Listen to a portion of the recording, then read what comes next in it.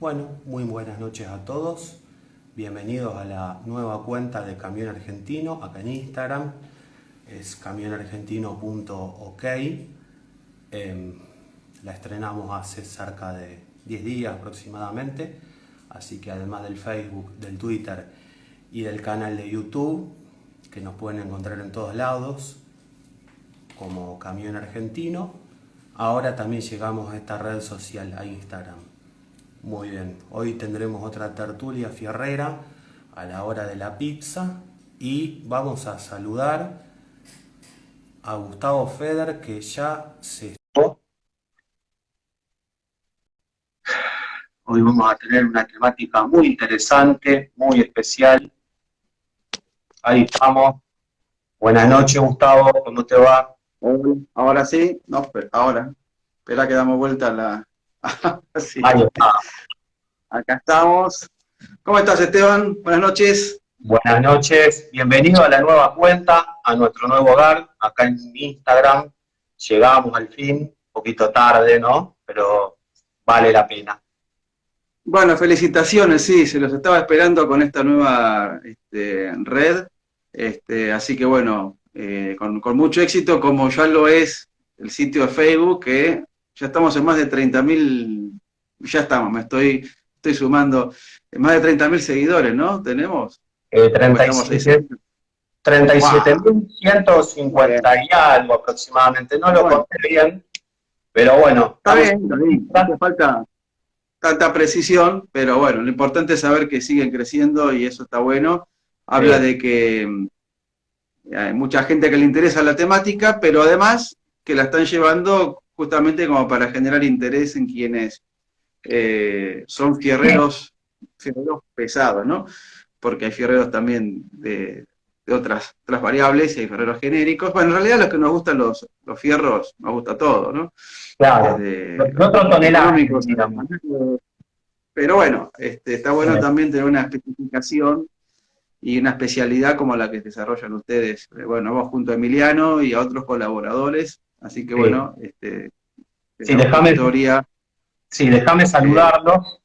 Vamos a Saludate saludar. entre sí. Vamos a Dale. saludar a Emiliano Pasarelli, vamos a saludar a Silvia y vamos a saludar a Matías Lerch, que son los tres administradores, junto a quien les habla, que hacemos Camión Argentino, entre otros tantos proyectos. Y bueno, a partir de ahora, como te decía, estamos acá en Instagram, en un nuevo hogar, un nuevo, iba a decir kiosquito, pero queda feo. No es un kiosquito, es un medio de comunicación para transmitir todo lo que ustedes tienen para decir, ¿no? Por Bueno, acá se supuesto. está sumando gente, saludamos a Mauricio Uldane, a Gabriel Taunus, así que todos los amigos que se van sumando. ¡Apa! Se puede tomar en cámara, ¿eh? Sí, se puede. ¿Cerveza, cerveza santafesina? No, lamentablemente no, me Ah, parece que me van a bueno, echar de la provincia, pero sí, hay que cumplir con, no tengo la pizza acá, pero es hora y claro, creo que hay que cumplir con la consigna. claro. Bueno, yo con agua, ¿viste? Porque hoy tuve un día intenso, así que Hay que la, dilatarse. la cerveza, la cerveza será para más tarde, ¿no? Sí. Así que, bueno. Bueno, hoy tenemos una consigna que me parece poco tratada, ¿no? En lo que tiene que ver con la temática automotriz argentina. En general, quienes nos dedicamos a esto, ponemos el foco en los autos de pasajeros en primer término, y, digamos, hay otros rubros muy interesantes de vehículos de transporte, tanto de pasajeros como de carga, que por ahí quedan un poco relegados, pero que tiene una incidencia muy fuerte en nuestro país, ¿no? Por Así que me supuesto. parece que es muy noble que, que ustedes lo tengan muy presente. Este, Vamos a un, presentar lo que sería esta tercera Dale, tertulia carrera. Vamos a sí, hablar sí, específicamente de chasis de ómnibus de larga distancia, atenti, sí. hechos en Bueno, vamos a Argentina. Es bien de nicho y es bien específico y, ¿cómo podríamos decirlo? como dijimos que es de nicho, no es algo que está desaparecido ni mucho menos, pero que tuvo mejores épocas. No es ese tipo de nicho al que nos estamos refiriendo específicamente, ¿no? Por supuesto. Estaría bueno porque, como hicimos el otro día cuando hablamos de los camiones nacionales, siempre está bueno, aunque pueda resultar obvio para quien conoce, especificar o dejar en claro qué consideramos larga distancia, ¿no? Porque mucha gente suele confundir cualquier tipo de ómnibus. Básicamente hay tres tipos de vehículos de transporte de pasajeros: los urbanos, los suburbanos y los de larga distancia, ¿no? También puede haber algunas otras modalidades muy puntuales, qué sé yo, se me ocurren los que se utilizan en los aeropuertos, o algún otro tipo de función más específica. Charter, pero cuando hablamos de transporte... ¿Cómo, perdón? Charter, por ejemplo, Claro, un transporte privado. exacto. No vamos a dar marca en específico, pero hay varias empresas que realizan ese tipo de servicios. Y los buses de aeropuerto, mínimo lo que vamos a hablar, se fabricaron en el país y hubo algún representante por ahí perdido, pues generalmente lo vemos como una cosa muy rara, muy de película, con una forma muy extraña, pero hubo una empresa que intentó fabricarlo, lo fabricó y no llegó a buen puerto.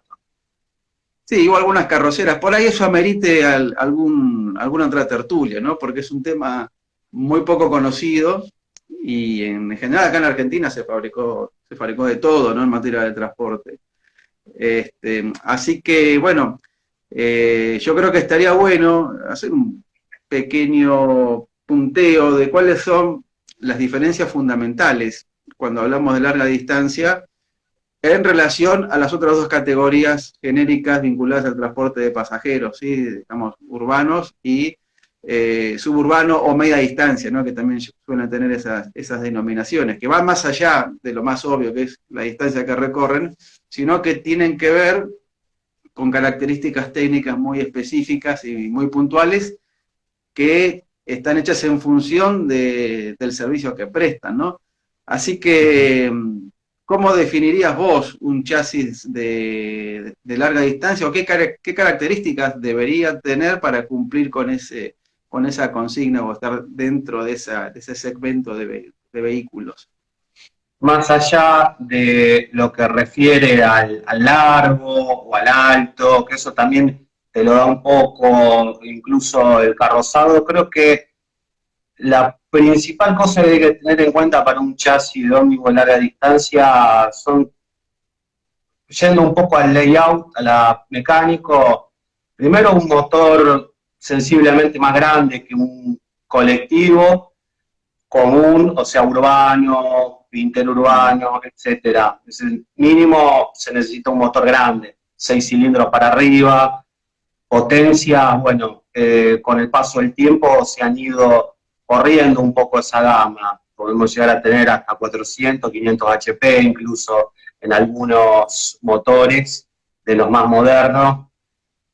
Después vamos a ir hablando con las distintas marcas del tipo de chasis. Generalmente acá estamos hablando de distancia, o sea, de largo, de 12, 14 metros, no más, porque hay una reglamentación que cumplir.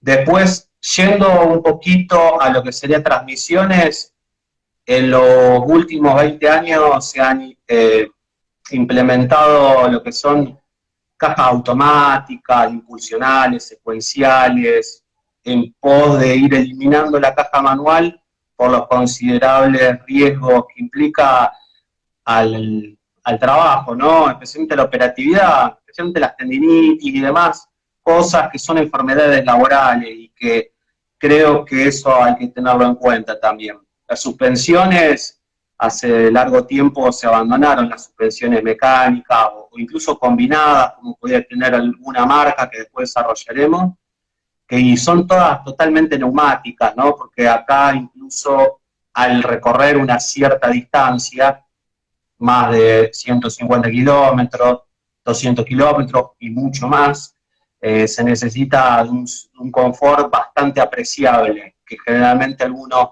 ómnibus urbanos, especialmente los de motor delantero, y algunos otros que son fuera de camino, que sería una subcategoría, no lo tienen por obvias razones, ¿no? Porque a veces son dedicados a servicios marginales, a zonas rurales, etcétera. Después está la parte del carrozado, ¿no? Porque acá habría que dividirlo en dos partes. Nosotros nos vamos a centrar más en la parte del chasis, pero tendríamos que hablar brevemente de la parte de carrocería, de unas alturas de 3,6 metros, carrozado puede ser de piso simple, piso y medio, o sea, con un sobrechasis, con la carrocería elevada, pero con lo que sería un piso y medio, no el doble piso. Y después sí, también el doble piso que se impuso a partir de la década del 80, con el crecimiento y la modernización de los distintos tipos de chasis que estaban disponibles en el mercado en aquella época.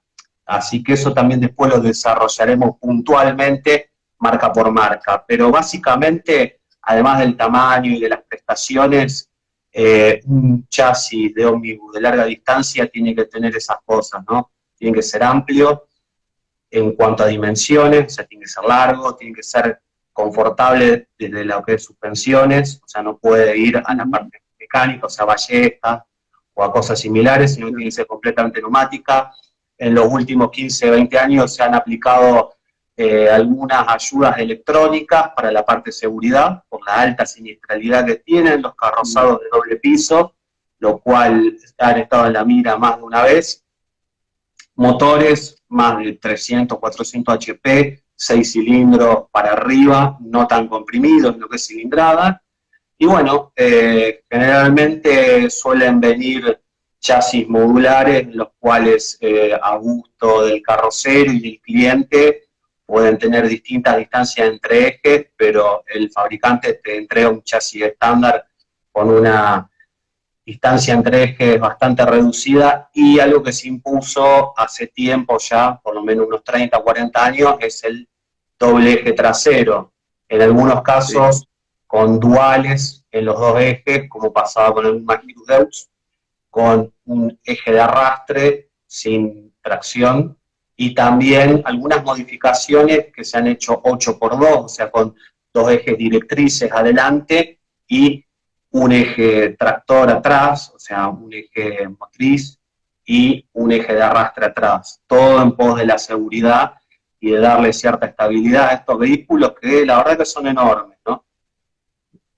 Sí, me acuerdo, vos mencionabas recién un tema que es crítico, que ha sido la seguridad, porque ha habido una serie importante de accidentes fatales inclusive, donde estos buses fueron protagonistas, que podemos decir en realidad no podemos achacarle toda la culpa al diseño del vehículo, sino más que nada a las condiciones de infraestructura urbana de nuestro país y a la altísima irresponsabilidad de los conductores, ¿no? Porque en muchos casos tiene que ver la parte humana con los accidentes de tránsito. Te quería preguntar si es que hay algún tipo de legislación que establezca, además de estos detalles que vos dabas de características técnicas, alguna restricción o segmentación de lo que sería larga distancia en relación a la cantidad de pasajeros que puede transportar. Si hay un máximo o un mínimo, si eso está reglamentado o es algo que está desregulado en ese sentido. No, tenés límites, porque tenés algunas configuraciones, como por ejemplo, esto ya en la parte de carrozado y también según el servicio que da cada empresa. Tenés los semicama que pueden tener hasta cerca de 60 personas sentadas, donde abajo es coche cama y arriba es semicama, o sea, con el asiento rebatible unos 30, 40 grados. En cambio abajo, como te digo, son camas. Después tenés una configuración cama, suite premium, según también el tipo de servicio y según la empresa que lo presta y también el carrocero. Los coches, como te digo, semicama pueden llegar a tener hasta 60 pasajeros aproximadamente. Está todo regulado, bien dicho. Los semicama no más de 40 asientos. Así que bueno, esas son algunas de las configuraciones que tenemos en el país. Y también, que esto muy breve también, sin irnos por las ramas, algunos de estos vehículos han tenido una segunda vida como furgones, o sea, especialmente la parte encomienda, de carga, o sea, le han quitado cierto espacio a lo que era el camión, que esto, como lo hablamos, no sé si lo hablamos en algún momento, pero sí se ha hablado con Emiliano Pasarelli, en el grupo de WhatsApp de Camión Argentino, esta era algo medio irregular y se volvieron a usar camiones para lo que era encomiendas, carga, y se dejaron utilizar buses de doble piso, piso y medio, que han excedido su vida útil, que eso también está en las regulaciones de CNRT, entre otros organismos, y que estos hacían servicio de carga, ¿no? O sea, se le tapaban las ventanillas, se le quitaban los asientos y era el chofer, por ahí un ayudante o alguien más, y cargaban ahí, por ejemplo, Retiro, se los podía ver en la parte de abajo, cómo cargaban todo lo que eran encomiendas. Con una capacidad de carga extraordinaria, ¿no? Porque si pensamos Sí. en la bodega que ya de por sí tenía cuando prestaba el servicio regular de pasajeros, sumándole el piso superior, mucho más lo que podría cargar un camión, ¿no? Y en volumen, Además, protegidas, porque con lo que vendría a ser un furgón que te protege de la intemperie y de demás cuestiones, ¿no? claro. Tienen que ver con la... así que otro uso que uno suele ver, me hiciste acordar, respecto a los buses que son radiados del servicio de transporte de pasajeros, muchos se convierten en casas rodantes. Sí. Recuerdo haber visto en la época que yo, por ejemplo, trabajaba por una revista de turismo carretera, que muchos equipos, ¿no?, de competición suelen, no sé, ahora hace mucho que no estoy yendo a los autódromos, pero en una época, te hablo de los 90 y comienzos de los 2000, muchos equipos utilizaban viejos buses, o no tan viejos, ¿no?, y los transformaban en casa rodante, y que era el lugar donde residía el piloto durante las pruebas de clasificación y la final, con todo el confort a bordo que te puedas imaginar, ¿no? Sí, claro. Creo que en este momento ya he hecho una introducción, podríamos hablar de un poquito de la prehistoria, ¿no? Porque más allá de que en las primeras décadas del siglo XX entraron algunos buses grandes, si se podría decir, todavía era un poco primitivo el transporte masivo de personas, y bueno, el transporte ferroviario todavía se imponía, incluso también imponía comodidades y condiciones, pero a partir de la década del 40, del 50 específicamente, incluso con motivo de importación masiva, algunos chasis, como puede ser General Motors, Beck, que es una marca que vamos a desarrollar ahora, Flexible, que lo tuvo creo que Canal 7, si mal no recuerdo, y otras tantas de diversos orígenes. Creo que el origen o el primer chasis de ómnibus de larga distancia de la República Argentina fue el de una empresa, la verdad que totalmente desconocida, que fue Beck, que era una empresa de los Estados Unidos que tiene origen allá por la década del 20, del 30, de una empresa independiente, en su momento expandiéndose por otros países del continente, ya que Estados Unidos veía restringido su mercado principal y con algunas exportaciones un poco volátiles, decide radicarse en la Argentina en el año 53 aproximadamente, y esa radicación se produce en un lugar bastante inusual, ¿no? Por ahí para relacionarlo a este tipo de vehículos, como es la provincia de Santa Fe, pero no la zona Rosario, sino el departamento de Las Colonias, en alrededores de Esperanza, ¿no? Una ciudad ligada más a lo agrícola.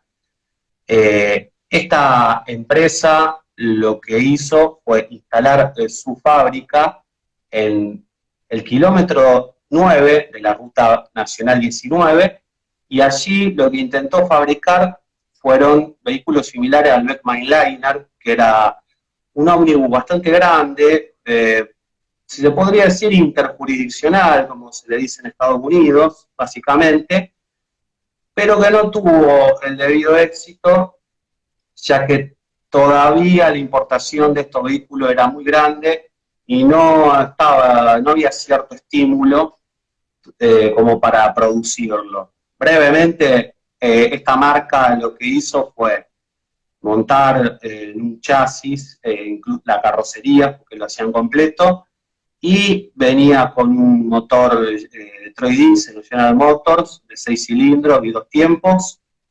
Este chasis es un chasis grande, o sea, para entre 41 y 45 pasajeros en aquella época, lo cual era mucho. Tenía un eje delantero Timken, y el eje trasero, el diferencial también era Timken, era proveído por esta empresa, y tenía un peso sin carga de unos 10.500 kilos, y también ya contaba con dirección asistida,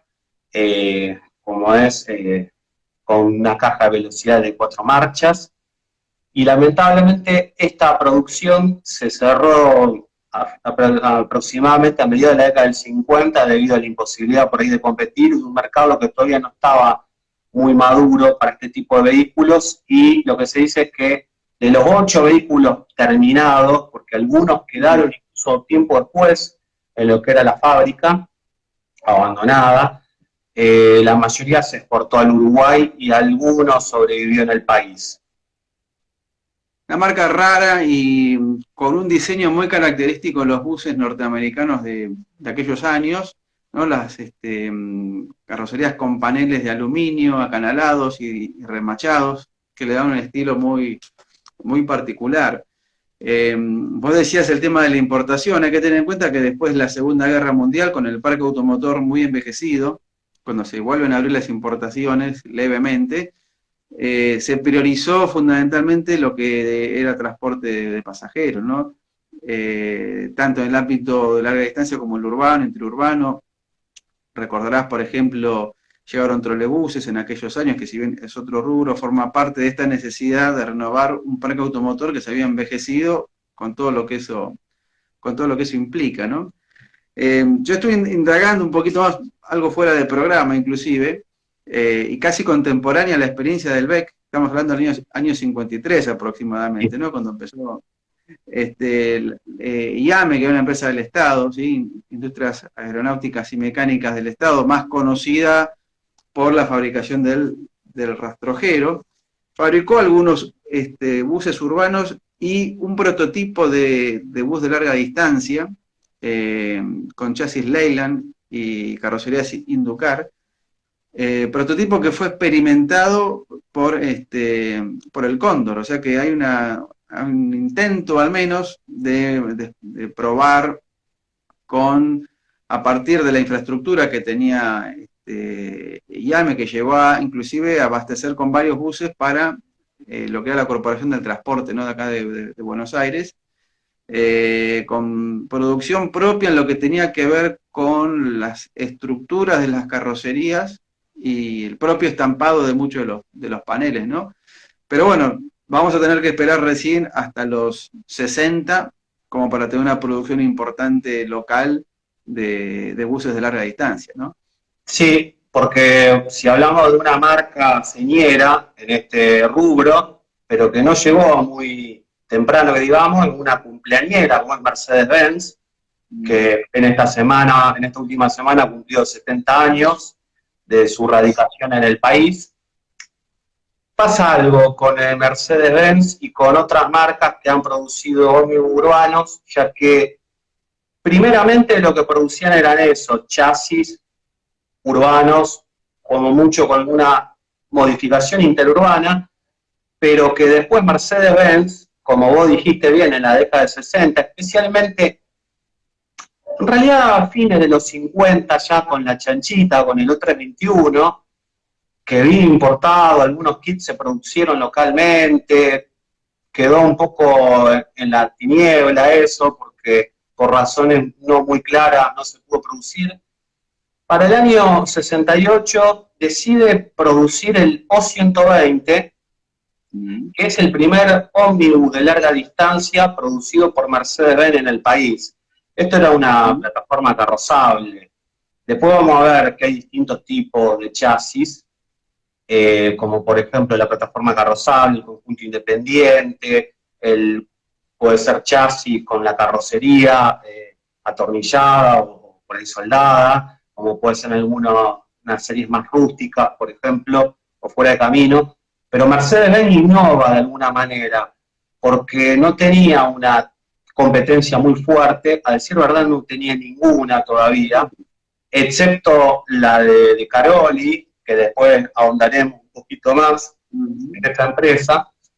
Pero bueno, ve que el LO 911, el 1112, los primeros 1114 incluso, y también los convencionales como el 312 y los convencionales anteriores al 312 que eran ensamblados con piezas alemanas, ve la posibilidad de ir en serio con un producto verdaderamente de larga distancia como era el 220, pese a que fue muy efímero, fue el punto de partida, porque después sería reemplazado por el 240.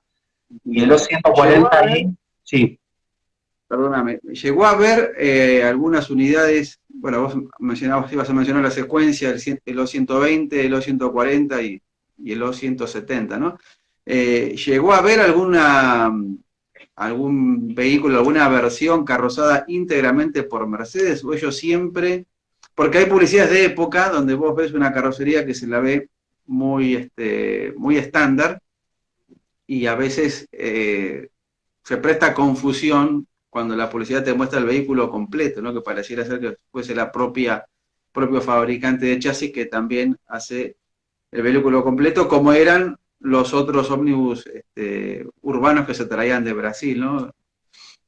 No, en realidad lo que hacía Mercedes-Benz era el estructurado y montarle el bajo frente para que los carroceros, al menos en los modelos O120, O140 y O170, y por ahí en algún otro modelo de las primeras series de los OH, que ya son más urbanos, interurbanos, lo que te hacía Mercedes-Benz era poner el bajo frente, y en el caso de las plataformas carrozables, era estructurarlo, o sea, ponerle toda la estructura para soldarle los paneles. Eso era lo que te ofrecía Mercedes-Benz. Eso lo llegó a ofrecer incluso hasta el año 86, que es donde deja de fabricar el O170. Del O120, O140 y O170, básicamente era un vehículo similar en todas sus distintas versiones o modelos, pero tuvo una evolución en cuanto al motor bastante interesante y algunas aplicaciones interurbanas y urbanas que usaron muy pocos, pero destacaron más en la parte de larga distancia, ¿no? Primero empezó con el O120, con un motor que creo que todavía era de inyección indirecta, que tenía el 1112, después fue evolucionando con el OM352 del 1114, y el último modelo, el O170, fue evolucionando con el motor OM352A, que lo tuvo el 1517, el 1518, entre otros tantos vehículos. Y acá lo podemos ver en el catálogo de época, junto con otro que también tuvo cierto uso de larga distancia, que era el OH1419, que a diferencia de este, el OH1419 era un chasis convencional común y corriente. En cambio, el O170 era una plataforma carrozable. Y solía venir, en casi todos los casos, estructurado. Era muy raro verlo pelado o chato. Es interesante también aclarar que estos vehículos, a diferencia de los colectivos, ¿no? Que hace poco hablamos o se cumplió un aniversario del 1114 en su versión colectivo, fueron diseñados para el transporte público de pasajeros, o sea, no fueron adaptaciones de camiones, de chasis de camiones alargados, como ocurría hasta entonces, ¿no? Se arranca en su configuración, en su diseño, pensando desde un principio en que es un vehículo para transportar pasajeros, lo cual implica cambios sustanciales en lo que tiene que ver fundamentalmente la suspensión, ¿no? El confort que requiere la persona es muy distinto al que se puede configurar para un simple transporte de mercadería. Por supuesto, incluso el OH1419, que fue de alguna manera contemporáneo y sucesor, una cosa muy rara, del O170, tomó de alguna manera la posta en lo que era transporte de larga distancia, porque ya a fines de la década del 80, Mercedes-Benz, tras haber traído el O371, el famoso monobloco, que era lo que vos hablabas antes, de un vehículo completamente producido de serie, de fábrica, carrozado, y no terminado por otro establecimiento, Mercedes-Benz, a partir del monobloco del O371, va produciendo una serie de chasis que era el O373 de fines de los 80 y principios de los 90, bastante desconocido, pero fue dentro de la serie O, de los 3 modelos que se fabricaron de la serie O, que es tan común, que existe hasta la fecha, actualmente el O500, fue el primero, incluso con gran parte de desarrollo local. Después vino el O374 en la década del 90, que reemplazó al O373, y el último intento de Mercedes-Benz de participar en este segmento fue el O400, allá por el año 94, como reemplazo del O374. El O400 en sus diversas configuraciones, R, RS, RSD, que es según la cantidad de ejes, según el largo del chasis, y también según la cantidad de pasajeros o el tipo de carrozado que va a tener. Esos fueron los últimos productos que supo fabricar Mercedes-Benz para el mercado de larga distancia, ya que a partir del 95 empezó a importarlos exclusivamente de Brasil, cerrando un ciclo de aproximadamente unos casi 30 años o menos, en realidad unos 25 años de producción de este tipo de vehículos, como para no meternos en otro segmento y enfocarnos únicamente en los vehículos de larga distancia. La denominación O hace referencia a algo especial, porque Mercedes en general, las siglas indican algo, ¿no? Sí, la O era por ómnibus, LO era por ómnibus camión, vamos a hacerlo muy brevemente esto, la L por camión, y después ya había otras configuraciones u otras letras utilizadas ya más en la parte de camiones, pero lo que incumbe en lo que es ómnibus, por ejemplo, OH significaría, traducido del alemán al inglés, algo como Omnibusen-Heckmotoren, que es el ómnibus de motor trasero, que esto no implica que tenga tantas comodidades como algún ómnibus de la serie O, sino que una serie un poquito más low cost, sin exagerar. O sea, son los ómnibus que podemos ver en el transporte urbano de pasajeros, tanto sea de las grandes metrópolis, como Buenos Aires, Rosario, Córdoba, Tucumán, etcétera.